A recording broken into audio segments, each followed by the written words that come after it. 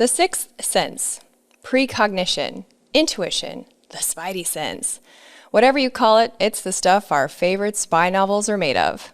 But what if it's real? And what if the US government helps combat soldiers develop it to make safer combat decisions? My next guest's Marine squad leader training included learning about and using a sixth sense. He completed 3 combat tours in Iran and Afghanistan as a Marine rifleman from 2006 to 2011, where he both listened to and ignored precognitive warnings. After earning dual degrees in philosophy and religion from the University of North Carolina, he now works as an independently contracted mental health consultant and says he still uses his sixth sense training every day. Today, he's going to share a little bit of military history around this topic and his personal experience, and how we might all be able to upgrade our senses. Activist for mental health, optimist for humanity, Jose Herrera. Welcome to the show. Gracias, Meredith. Thank you for having me on. I'm so excited to have you on. You are one smart and fascinating dude. So I just hope that I can keep up. So we'll see. I think you will. Thank you for your optimism. I think we've all heard rumors about military experimentation with precognitive abilities. But for me, at least, I just assumed they were a little bit exaggerated, or maybe something that was in the quote unquote old days, before advanced technology. But you're proposing that tapping into this organic asset is advanced technology. Yes, totally. So it's my belief.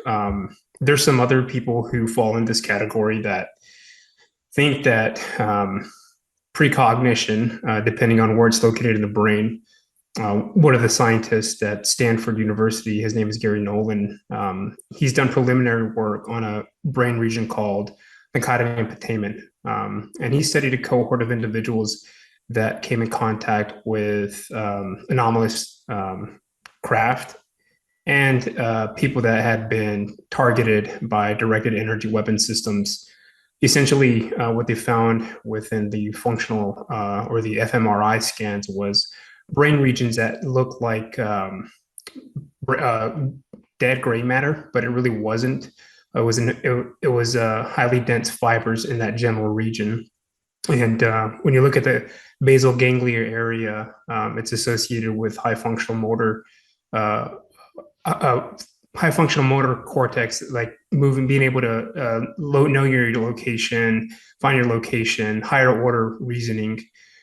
And so there's some folks who, like I said, look at the biological aspects of that and say, okay, if anomalous cognition were real or precognition were real, then this might be the area where information is being processed. And so we're able to utilize things like measurements, biofeedback from the central nervous system. And there's been various studies throughout the decades, which I discuss, maybe we'll tap into it, but essentially there's a thing called presentiments or premonitions. And one of my colleagues and collaborators, Dr. Julia Mossbridge, did a huge meta-analysis that covered, I believe, 26 reports that covered 40 years. And essentially what they found was the body had a physiological effect knowing 0 to 10 seconds prior to a stimulus. And they used a series of random number generators, a series of images in order to test that out in laboratory settings. And the battle space is a little bit different. You don't have access to random number generators. It's real world. So the decisions that you make on the spot mean life and death. Right. And I feel like in my personal life, when I've had a premonition, I have had 2 that, well, 3 I could probably share about, but 2 more recently as an adult that were about an impending bad thing. Like it was physical danger where I felt like something bad was going to happen and I couldn't put my finger on it, and then I almost drowned. And it was with a group of people, and I said, "Hey, I feel like something bad's going to happen, so let's just all be really careful." And then I was the one that almost drowned. And then another one was I had a feeling that my husband was going to get in a car accident, and I could actually see it in my head. And 2 hours later, he got in a car accident. So is it always like bad stuff? Do we ever have precognition of, I am going to get a raise? You know what I mean? Yeah, no, totally. So the way I view it is I see it as a built-in encrypted network design for saving lives. And So it's a survival instinct that's just in faded a over way, time because of evolution. yeah, in a way, there's a psychologist by the name of Eric Wargo who looks at the survival mechanism. Essentially, the amygdala gets activated, and there's a series of actions that take place with the autonomic nervous system, and you kind of become somewhat superhuman. So your senses become enhanced. But maybe we should define, what precognition or anomalous cognition is, right? So you're receiving information from a future point in time. We don't know how it's getting back to us, but we're processing it in real time.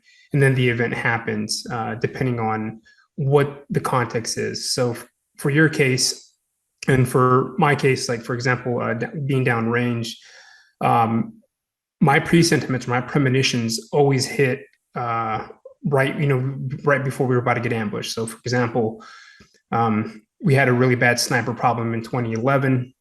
These snipers, Taliban snipers, were hitting us from 600 meters away, and you could feel when you were about to get shot at, and it gave you enough prep time in order to either one, halt the patrol or adjust accordingly to it, so that you're not taken by surprise. And the same thing with IEDs. You get this kind of like a presentiment, this premonition that if you go any further, something bad's about to happen. So let's reroute it. And I think that's kind of what separates the civilian aspects of trying to understand premonitions, right? It always seems like something bad's about to happen or it's an impending doom. But if you reframe it to see it as a life-saving mechanism and you have the proper training skill sets, then you can mitigate how your body responds to it, because it's a little T trauma, right? I mean, it's a very traumatic type of situation where you're constantly seeing others in harm or others being harmed. And so, what do you do with that? And right now, there's no real cognitive infrastructure or mental health supports to really look at psychical phenomena from the traumatic point of view, what it's doing to people. So, yeah, I mean, does that answer your question? It does. It does. I really like the idea of reframing it as a life-saving device or life-saving mechanism. And that kind of, I think, separates the ability from kind of what people make fun of, like, oh, well, then let's go buy a lottery ticket. You know what I mean? Like, okay, maybe evolutionarily speaking, it's not meant for that. Maybe it's meant to keep you from getting squashed. So, how long has the US military used this sort of ability as a combat asset? Well, it depends. So Andy Jacobson wrote a chronological history of psychics and ESP being used. And so, for example, the origins of this began at Das Ahnenerbe, which was Heinrich Himmler's projects into science and the occult. And the Soviets and the United States were kind of basically, it was the beginnings of the Cold War, but they took half, we took half. And at the time, the CIA was kind of forming, and they were interested in terms of trying to find a thing called God's flesh, which supposedly God's flesh was this plant that gave people powers of divinity and the ability to see into the future. And so they went off on this quest to go search for this, which allowed some of the early pioneers like Andrzej Purek, or as he's known as Henry Carroll, to begin investigating the foundations of this. And then in 1949, the Central Intelligence Agency Act allowed the CIA to expand operations And so they began to formally look into it, partly because it was because of the Russians. The Russians were doing it.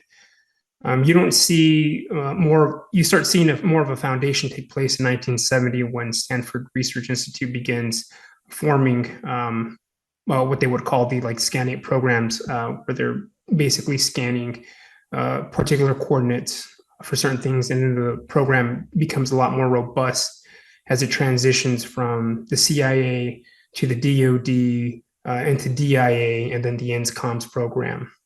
I don't really look into those specific time eras as much. I care more so about the modern era, which is how we're looking at it through the biological framework.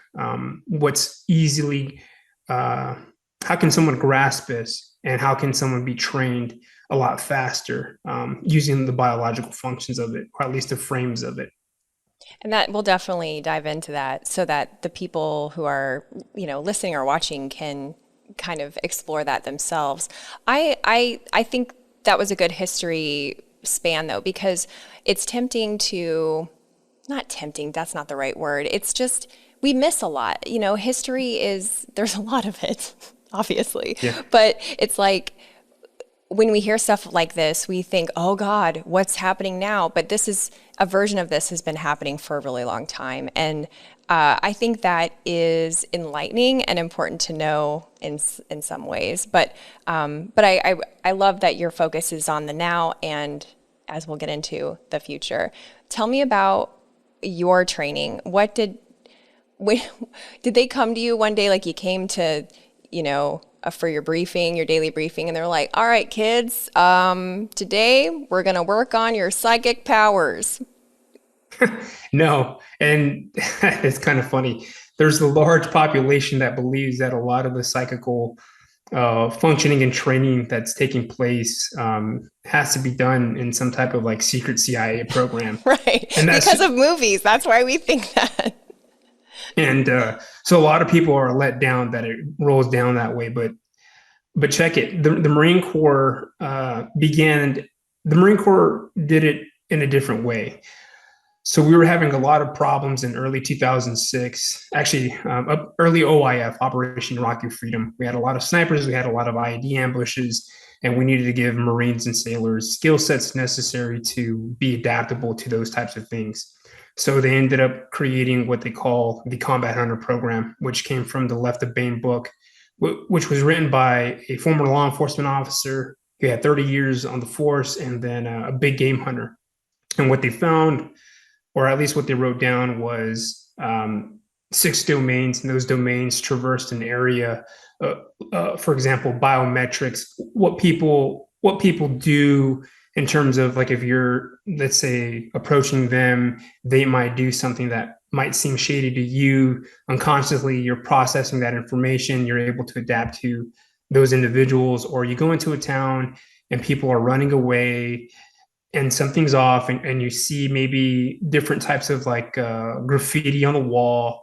It indicates that one, the atmosphere there is one not suited for coalition forces, and also two, the paraphernalia or the graffiti that's there indicates that that's Al Qaeda or Taliban or Mujahideen territory, and you're not welcome. So as you're being trained throughout these processes, you're essentially turning that into memory, and that memory is fast paced. You may not know that you're processing it, but you are, and you train according to that. So the early books, Combat Profiling or Tactical Profiling, and the Combat Hunter book had a portion in there called Atmospherics, which was the collective unconscious mood of individuals, groups, and the environment. And in that portion, it contained, the sixth sense. And, and they gave an example. If your gut is telling you, hey, maybe you shouldn't go down this route. Hey, maybe you shouldn't go into this town. Or, hey, maybe you need to readjust. You need to follow through with that. And so it gave, Marines and sailors the ability to traverse those types of landscapes prior to, and you had to train it in. It wasn't worthwhile knowing the theoretical framework. You had to actually train it in and turn it into muscle memory. And that's how we got trained up. But even before that, a lot of Marines that I know came from small game hunting, big game hunting, a lot of wilderness type areas. So we were already able to utilize that function of knowing whether someone was stalking you or preying. You just sense it.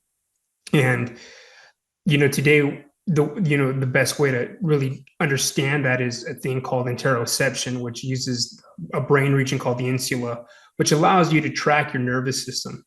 So if you're feeling certain sensations as a result of your autonomic nervous system, that someone's watching you, you should read up on, you should pick that up. And if you're in tune with yourself, then you should be able to pick that up. So you just readjust to it. So going into the Marine Corps, learning an additional theoretical framework and then putting it into practice through training and then deploying in real world situations, it became a very potent, mix. You're well endowed with the skill sets to navigate something that's inherently chaotic and sporadic. Is this like elevated situational awareness that happens so quickly that you have no time for internal narration, like I see graffiti, I see people running away, and what would be considered spooky is actually just being situationally aware? In some instances, that's the case. Yeah, absolutely. And this is why so we're going to kind of get maybe into like not a debate, but more so a kind of like a conflict here, right? So if it's biological, then it's really not like the supernatural thing. Right.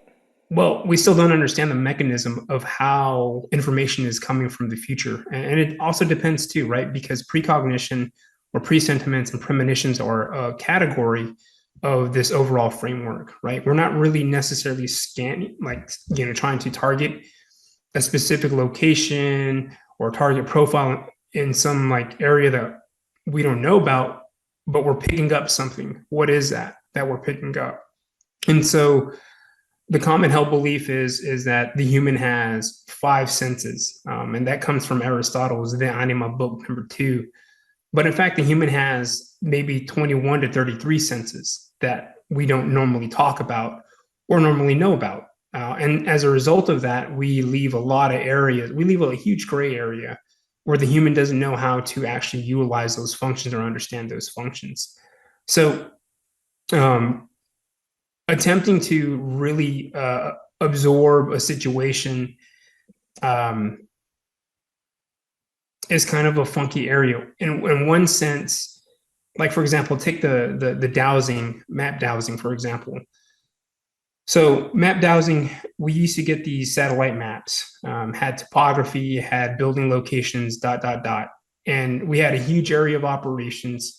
And typically your team leaders and your squad leaders would huddle around this thing and you would navigate it and say potential areas for patrolling or potential areas for caches. And in 2011, me, my squad leader, Sergeant Joseph Garrison, we used to do this thing late at night where we would go into the COC, which is the center of operations, and we would look at this map and we would say, right here, I have a feeling that there's something here. We're going to go hit that tomorrow. And we'd go hit it and we'd find an IED cache. Really? Yeah. And so how do you explain that? How do you explain that? So again, that's the paradox of this idea of precognition or anomalous cognition, where you're getting that information from. And again, Marines are really in tune with their bodies. That's why they harp on, physical readiness, spiritual readiness, mental toughness. So for us, it was more of a biological sense rather than a kind of like, I'm going to get it in the dreams or the visions. Now those did come. And so maybe I'm jumping ahead here, but so part of the reason why I view precognition through the biological framework is because one, most DoD components today are not going to want to hear that crap. They're going to want to hear something that's applied, right, practical, and easy to use. But also too, because the way war has evolved today, I use this thing called the meta war paradigm, and I really look into what they call the non-kinetic spectrum, which is basically influence operations, maybe directed energy weapon systems, narrative warfare, mimetic warfare, things like that. Things that really target the brain and cause a massive disruption within dopamine, endorphins, cortisol levels, norepinephrine. I mean, just really create a whole chemical cocktail where it incapacitates an individual. Well, if you incapacitate an individual through those functions, through those biological functions, using those chemicals by a series of information, then you're basically taking out their intuitive ability, your systems one and your systems two. Your systems one being more the intuitive process, that unconscious, quick, rapid decision-making ability, and then the analytical reasoning where you're so freaking chemically jacked up that you can't make a decision, whether it's long-term, short-term. I mean, you're talking a little bit about like social media, digital nonsense, right? Where people are like zombified in a way that to their environments that they become, as to use your word, incapacitated to have free thought and definitely not higher level thinking. That's part of it. That, yeah, that. That's a huge part of it too, but also too, it's actually used in real time. You take ISIS, for example. 1,500 ISIS fighters were able to take the city of Mosul, which had a huge, Iraqi army element there. And they were able to take Mosul as a result of mimetic warfare on Twitter. They basically amplified their ability to their show of force was so amplified that the Iraqi army thought that this really big army was about to just like take them out, and it really wasn't the case. So it created a lot of fear, and they narrativized it, and then they were able to essentially take Mosul. So that's in one sense how you're able to use real mimetic warfare or narrative warfare to incapacitate an operating force or element, not just some guy trolling you. Right. Yeah. That is so fascinating. So does when in your experience as Marine, were there, standard operating procedures for you to say to your commanding officer, hey, I have a gut feeling we should go here or should not go here? And then they listened to what you had to say? Yeah, there's a huge misconception today about how the military operates. Early Iraq, they began to implement maneuver warfare, which was kind of this thing that came up in the 80s and the 90s and really solidified itself with the invasion of Iraq in 2003, which gave small unit leaders a lot of autonomy in the battle space. So it became a small unit leaders war. So everything was about centralized command, decentralized execution. So the idea that somehow I have to follow orders all the time is a huge misconception. So, for example, we were operating with 8-man teams. And let me give you an evolution. In Iraq, when I was operating, it was squad-sized elements that we were pushing out. So a 12-man team. And then when we conducted Operation Kanjar in 2009, it was platoon-sized elements, partly because we were fighting platoon-sized enemy elements or even larger. And then slowly but surely, after a lot of Taliban began to get killed off, they began to operate in very, very small teams. So, for example, in 2011, when I was operating, we were operating with 8-man teams. So we had a lot of autonomy in the battle space. We always honored, commander's intent, but it was usually us making the decisions on the ground. So, we had our personal radios, our 152s, and we would just communicate. I'd tell Joe, I was like, hey man, we need to reroute right now. And he would do it. He would make a decision, he would reroute. Or, hey, we're about to get hit, be ready. And boom, 3 seconds later or a second later, boom, we get hit with an ambush of some sort. Wow. We just knew. And that's part of the training, right? Is that you're literally biosyncing to your brother, but you're also biosyncing to your fire team, your squad, your platoon, and everyone that's operating with you. So you become this super organism where you're able to receive and transmit information, whether it's verbally, whether it's non-verbally. Did you ever have an incident where you doubted that information, that, that precognition, that, maybe I just have indigestion and it was wrong? No. When you join the Marine Corps, you're going to get, what you're getting, what you signed up for. All right. So I was privileged and honored to become a fire team leader early on as a boot, and taking on that responsibility, either you show up or you don't. And so immediately you get tossed into the fire and you got to perform. and you learn real quick what you're good at, what you're not good at, and then you come back and then you work on those discrepancies. So every time you deploy downrange, you become that much more of an effective warfighter. So you don't have to second guess yourself about a decision that you're making. And here's the reality of it. There's decisions that you're going to make that are going to essentially get people hurt. And I'll give you a prime example. I'm not going to say his name, but he was a machine gunner. Earlier that day, we had to go to this main fob, and while we were there, we were basically doing administrative work, but we were also getting some supplies. One of my buddies got shot in the leg by a sniper, and as a result of that, we ended up having to what they call egress back to the patrol base. So we ended up making a huge movement across maybe 6 clicks. I want to say maybe that's around like 5-6 miles. And it had been raining a lot. And anyone who's gone down range and operated in Afghanistan, when it rains, it creates what we call peanut butter mud. So you're literally walking in thick fields of mud. And this stuff goes all the way to your knees, and you already have 80 pounds of gear on you. So it's like hard navigating. So I remember Joe calling me up. He's like, "Hey, Josie, I need you to come up here. We need to make a decision." And that decision was either we stick to the fields and don't risk IEDs, or we take the high road and we get to our objective or our PB as fast as we can, but the risk of IEDs increases because that's where mainly improvised explosive devices are located. But there's also still that sniper threat.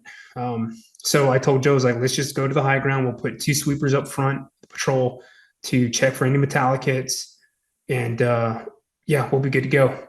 I didn't feel 100% there. And there's also, you're in an elevated position. And when you're on, and we were taking a route called Route Elizabeth. Essentially what ends up happening, we end up getting on the route. And then a Taliban sniper about 600 meters away takes a couple of shots, hits Faddis, hits him, he drops, he gets his legs tore up, and that's the name of the game. Luckily we end up getting a medevac and then moving him out of there. But those are the decisions that you have to make. Now, when it comes to precognitive decisions, sometimes you have to override the ethical aspects of it. And since we're on that topic, Joe, for example, on June 5th, I started getting these premonitions that something bad was about to happen. And Joe had it too. And then, the day he did die, right before patrol, he comes up to me, he's like, "Hey," he's like, "What's wrong, man?" And I'm like, "I got a bad feeling." And he's like, "I've had it too." And he goes and talks to Donnie, lets him know that once he hears something, just to go. And as small unit leaders, we had the ability to say, let's not go on a patrol today, or let's halt this patrol. But here's the paradox of time, or, the decision-making process. Had we not gone out there, it could have been worse for the adjacent patrol that was operating in that area. What if they would have gotten hit? And what if it would have killed a fire team or the whole squad? And so those decisions that you have to make, you got to live with them for the rest of your life, but you make amends with what it is. It's a time of war. You're in war. He died doing what he was supposed to do, and he saved a lot of Marines' lives. Wow. That's so tough. Oh my gosh. So now in your role as a contractor for the military, you've said you use the sixth sense in your everyday work? Well, so I'm not operating anymore. I do different types of work out in the community, here at home, or just traversing the everyday life. And so those skill sets remain with you. And that's a perishable skill set, right? So if you're not practicing it, you're going to lose it. But it also evolves. And that's the other piece that I wanted to hint at is, sure, you can, the pre-sentiments, the premonitions, the psychophysiological effects that you get from like a gut feeling, or maybe it's a vision, or you just know something is up, you just can't explain it. That ends up evolving into precognitive dreams or visions of the future. And that's the stuff that gets really wild, because you can't really interpret that. Yeah. And now that quantum mechanics is coming a full way around, and we're developing certain languages like quantum entanglement. We're beginning to understand retrocausation. So we understand how information from the future can travel back to the past and affect the present. But we still don't really know how it works. We just know that it works. And that's really my kind of like my message today is for all the so-called skeptics out there. I was like, all right, well, give me the money. I'll take you downrange. And then I guarantee you real quick, you're going to find out whether you got it or not. Yeah. Well, you said it's a perishable asset, which also means it's, something that you, as you alluded to, you can develop. Is there are ways that just the average Joe and Jane can develop this for practical daily use? Yeah, absolutely. So let's look at it through like a tier system. So let's say you want to dabble with it. There's apps, on your phone Really? at the Google store. Yeah. Dr. Julia Mossbridge, she has a premonition code where you can go online and you can sign up and do some tests. One of her colleagues at IONS, the Institute of Noetic Sciences, Dr. Dean Radin, he also has a couple of programs where you can actually go and test to see whether you have this ability or not. That's so Online. crazy. That just blows my mind because when I think of like, oh, the first step is go online. I mean, I'm going to be honest, that is not what I thought you were going to say. But when I think about, well, first you go online, I mean, immediately I think, do you know who Teal Swan is? She's No, I like, don't. she's some cuckoo cult leader lady on YouTube. And she's just, there was a Netflix special about her recently. She's special for sure. And it's like all the stereotypes of what people think of when they think about this category of stuff. So when you were first like, oh, you go online, I immediately thought of her. And then you're like, and Dr. So-and-so and Professor so-and-so. It's like such a paradox, such a contrast in my mind of all of this. And I think that's maybe why I love the subject so much, but I'm rabbit trailing. Sorry, keep going. No, it's fine. And remember, it's a tier system. So I said that's one way you Okay. could, you could do that. The other way is, so my mentor and good friend, Dr. Pasulka, having gone to the university and understood how we look at certain types of lifestyle, certain types of text, certain types of things that are kind of odd, you use what the university teaches you, at least within the philosophy and religion department, right? So part of why I look at the biological framework is because the Marine Corps is very reminiscent of a religious institution of sorts. We have clergy, we have our doctrine, we have our daily rituals, we're in isolated areas, we're always practicing certain types of skill sets, and we're very much in tune with nature. I know some guys might argue with me, but at least that was my experience when I was, in wartime fighting. And so when you take those aspects of the Marine Corps lifestyle and you kind of parallel it to the monastic traditions or even biblical characters like, say, the judges of the Bible or John the Baptist or even Jesus or maybe even Muhammad, all these individuals had very minimalist, distinct lifestyles that harped upon fasting and meditation and prayer and being in nature. And so you take those properties and you assess it and try to apply it to yourself. Well, how can I replicate that process? Right. Well, so for example, my personal use, like how I do it is I have a regimen. I wake up very early and I start by drinking a glass of water. Then I go to the gym and then I tear it apart. And then I fast and I meditate all day long until whatever it is that I need to do. And so when you look at fasting and meditation, like take, for example, intermittent fasting, what does that do to the body? Intermittent fasting, after 6 hours, your body ends up essentially burning off fat, but it also leads to what they call autophagy, which is your body's ability to process cell waste. So it promotes proper brain health function. And in a world where your dopamine is constantly hit, in a world where your cortisol is always flowing through, or your norepinephrine is flowing through, having that ability brings you back to homeostasis. And then you're able to track the sensations that your central nervous system is making. So let's say, for example, you're typically not, maybe you don't have anxiety, or maybe you've been, on a regimen for 2 weeks, but you begin to notice that these thoughts come in your head, and that's maybe the first step is, where did that thought come from? Why is this little voice telling me to call Meredith? And should I act on it?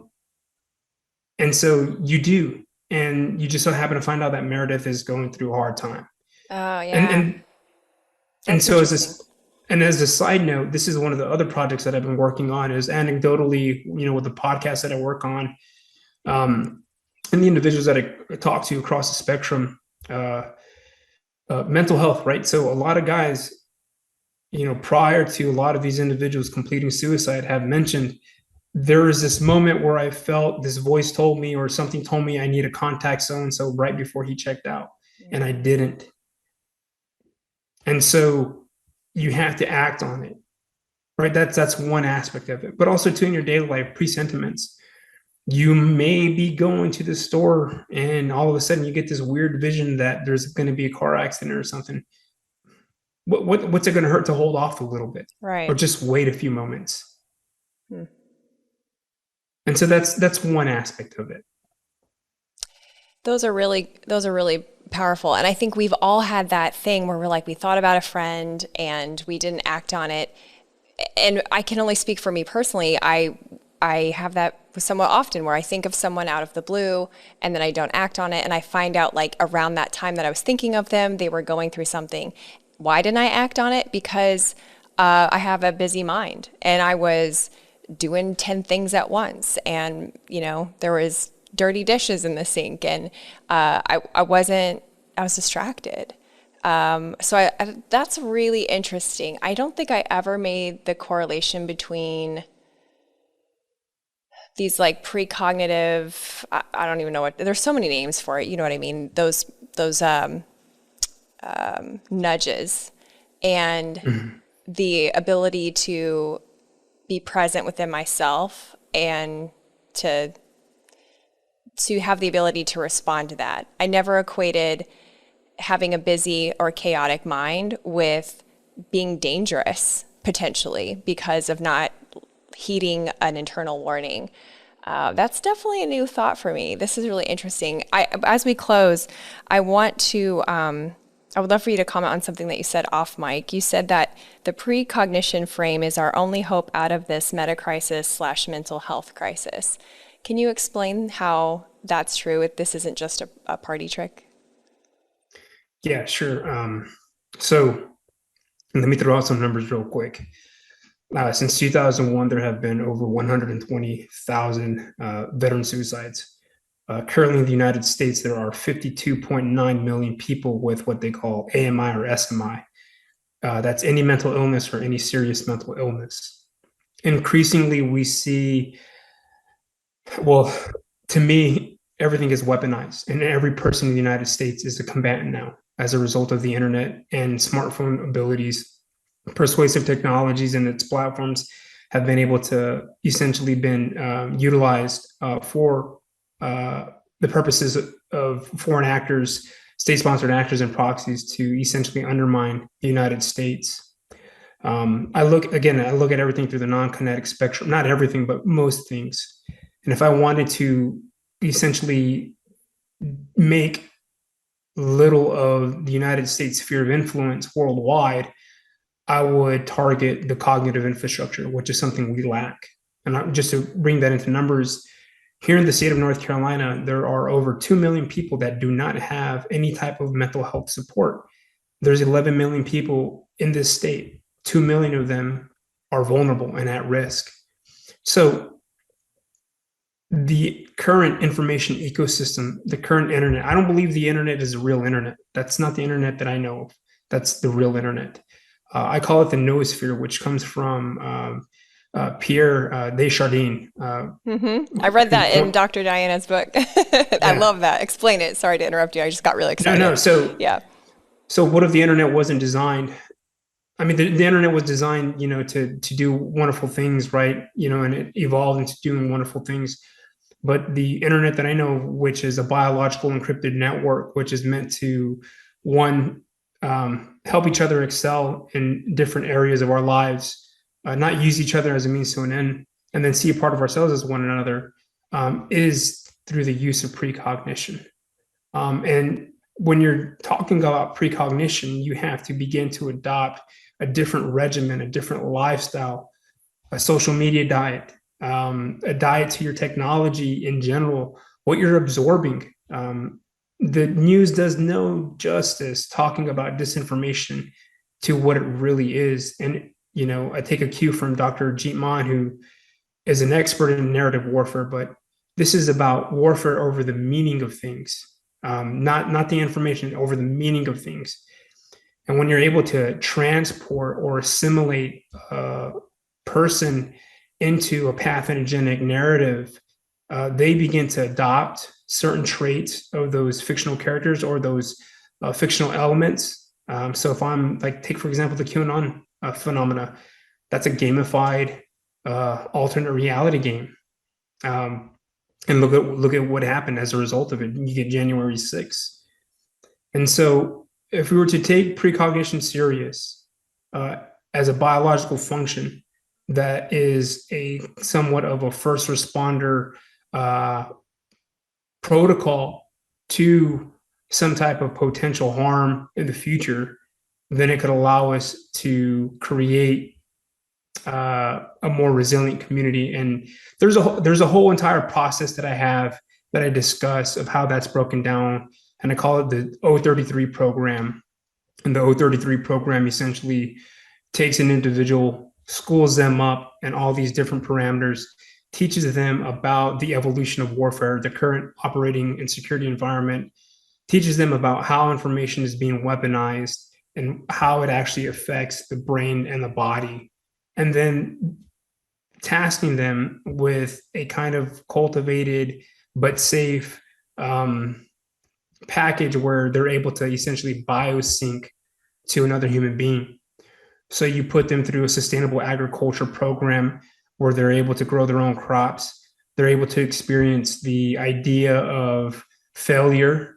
You create a kind of like a bond as a result of the minor sufferings.